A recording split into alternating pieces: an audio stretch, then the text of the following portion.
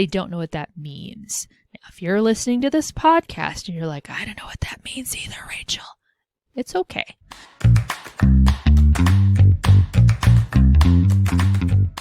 Hey, welcome back to this next episode of the Really Social Podcast.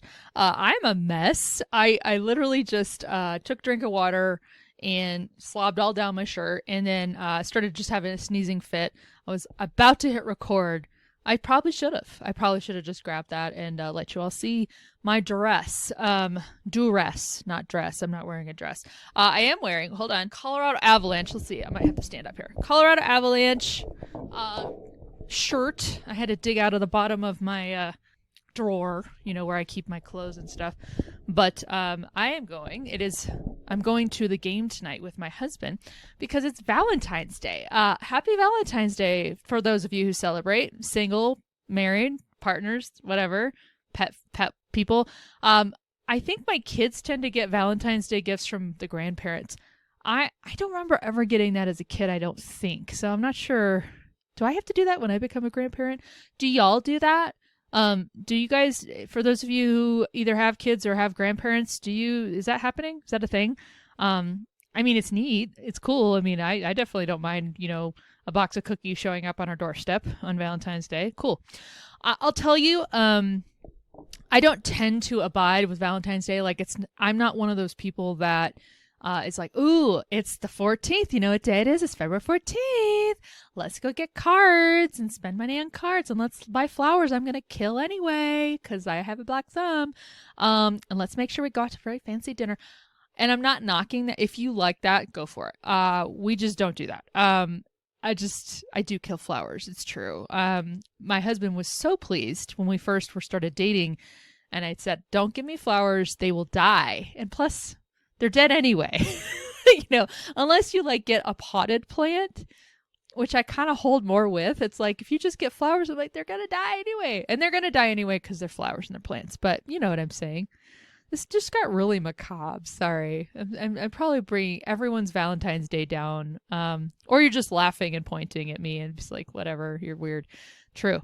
Those are facts.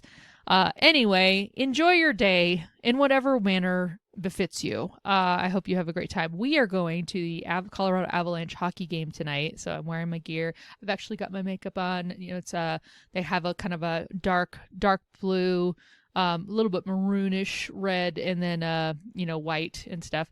Little flaggy, but not so much. I like the maroon. But yeah, so I'm ready to go tonight, and that's gonna be fun. And please win. I swear, y'all. If you're a hockey fans and stuff, and I know obviously the big game just happened on Sunday in football, but injuries. Oh, you're like, oh, I know this is part of the whole thing, and it's obviously in hockey, all the potential to get hurt, and they do.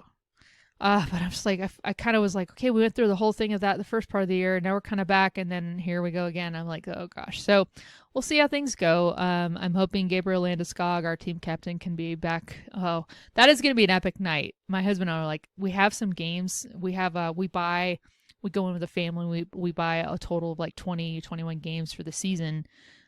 We go to 10, and they go to 10, and then we all go to one together. Sometimes we go to more together too. It just depends. But we're like, ooh, if either one of us happen to be there the night that he's on the ice, can't wait. But anyway, we're going to downtown Denver tonight. I love doing that. I love downtown Denver. I'm going to go see the game, have a little dinner. We're going to, be on a good budget.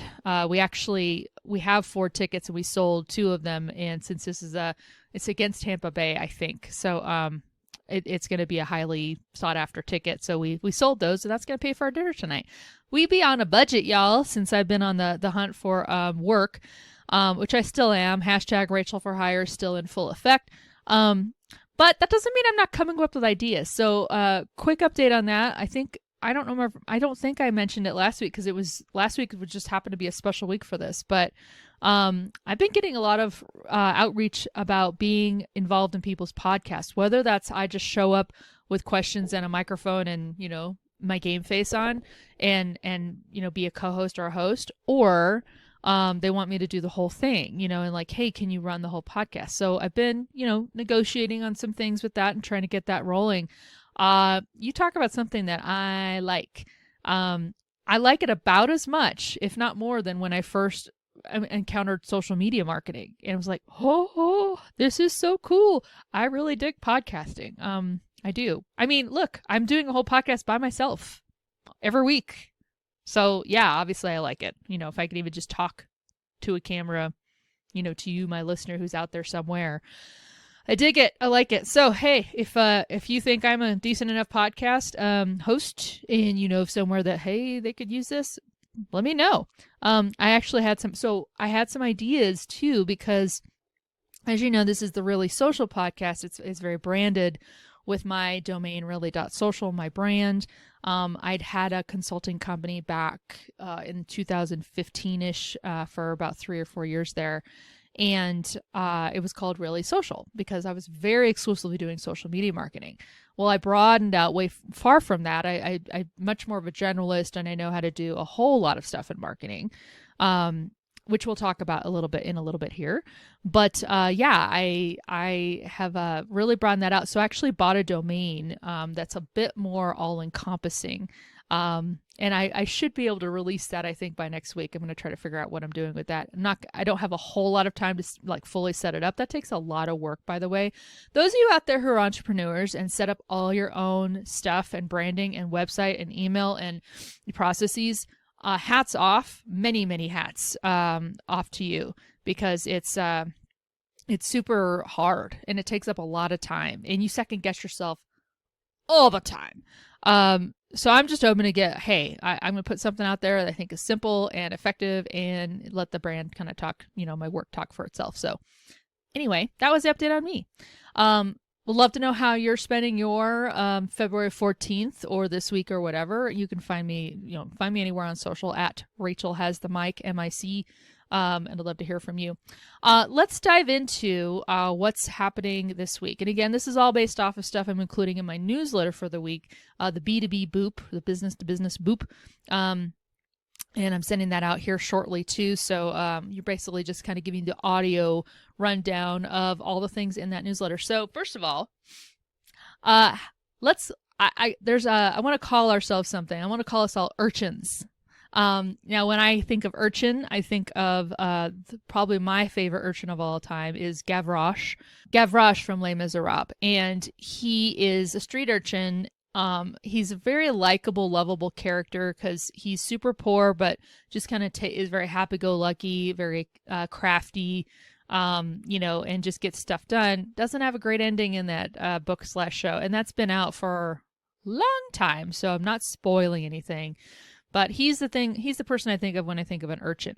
I'm not speaking of actual urchins, though. So I have recently come across a whole bunch of marketers who when I say the term UTM, they don't know what that means. Now, if you're listening to this podcast and you're like, I don't know what that means either, Rachel, it's okay.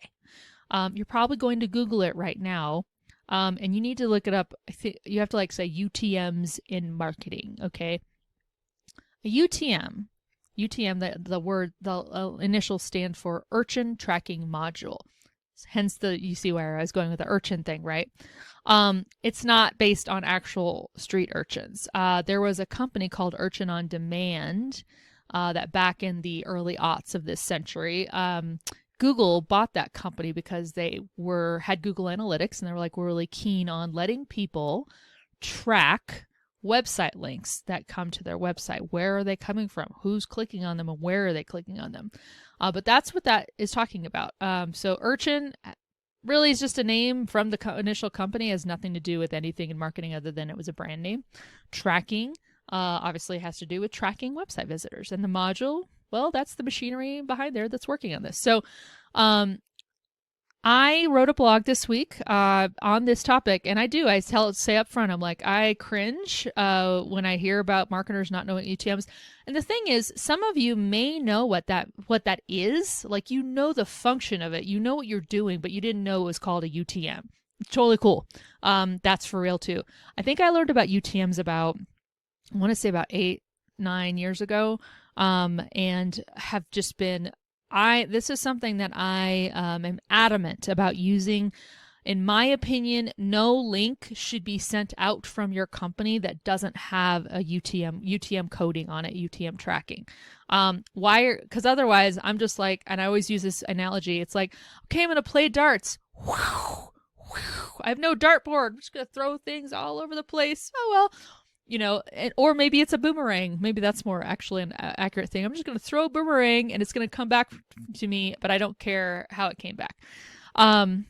Whatever, there's probably a better analogy, but you do all this marketing. The whole point is that you are trying to get people to say, hey, I recognize your brand and you have something I need. Let me come to you. I'm going to come to you and let you give me stuff and I will pay you money for it. That's the whole point. Or even if you're an activist, and you're just like, I don't even need to spend money. Yes, you do, because you need donors and stuff, but I want to compel you into action. But the whole point is you need to bring them inward, to you and let them be able to learn or to pay or to take action, whatever action you want them to take. So it matters a whole hell of a lot. As you're doing all this marketing, and hey, we all run lean all the time. Again, I talked about entrepreneurs earlier. Oh, you have no time. You have very little time to spend on marketing. You better be spending it wisely, right? And how about money? Every company's going to be like, well, we need to squeeze as much as we can out of every single cent that we're putting into marketing. Well, guess how you do that? You try marketing things, you put things out on different marketing channels, and then you're like, well, how do I know what's working? Maybe this over here is working way better. Maybe this podcast, Rachel, is just going to be the thing that like catapults your newsletter subscriptions or not. Maybe it's a social media post on LinkedIn that does better. You should be measuring all of that because you want to spend more time and money on the things that work. And if things aren't working, you kind of want to be like back burner and deprioritize and maybe not do altogether. So read this week's blog. It goes in depth. It's a long blog, but it hopefully made it super conversational because this can be very dry stuff. You talking about modules, unless you're a developer, you're like, but I really do just paint the picture in words on the blog, how to get into that. Plus, I have a post up, new YouTube post video on my channel that shows you how to actually build it in real time. I use, again, my podcast show notes as an example. So those are there to help you. Again, you may have been doing UTMs. If you haven't, start now. Please start now. And if you don't have Google Analytics set up on your website, do that this week. Not kidding. Again, I know if you're strapped for time, but that is a free tool that lets you have so much data about how your website is working and isn't working for your visitors, for your customers, leads. Okay. So, investors. So you definitely want to get that all set up. Set up Google Analytics and then start using UTMs. Again, if a link is leaving your company through, going out into the universe to the public, that link should have tracking on it. And just make that the rule that you live by. All right, so moving on from UTMs, my little urchins. You're all still urchins to me. Let's talk about what happened last week.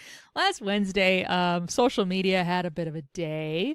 Those of you who have anything to do with marketing, and if social media is in your mix, you had a problem. You had a little problem with Facebook not working. Instagram didn't work either. You know what else didn't work? Twitter. The three biggies went down. Now, LinkedIn, YouTube, TikTok, and, myriad of others were still working, so props to them. But, yeah, I saw so much panic from people I know and people I don't, where they were trying to get tweets out. Or they were trying to post on Instagram, or they were trying to, get ads on Instagram going, or their Facebook was down. And that's good. That's a good way to panic literally anyone in marketing, because what many of you are probably using social media marketing in some way, probably using Facebook. I mean, it is the biggest still. Like, it's the one it's the most pervasive in our society and has,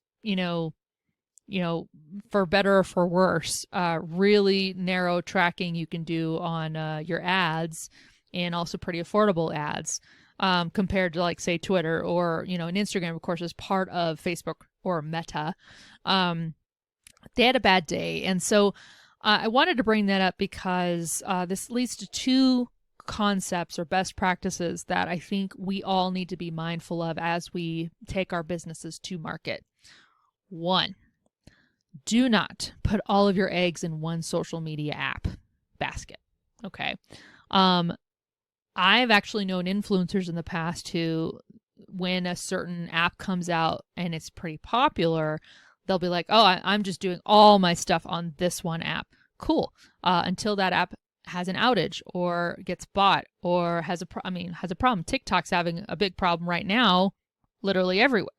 I like TikTok, but it's problematic, very much so. So I don't think you should do that. And then also as a business, if you are choosing to do social advertising, don't do all your ads in one app. I know it's easy to do that, especially if you're, kind of smaller or just slowly scaling that up. Totally fine if you're learning it, but you have no control over, or very little control over, that site and if it's going to be up when you need it.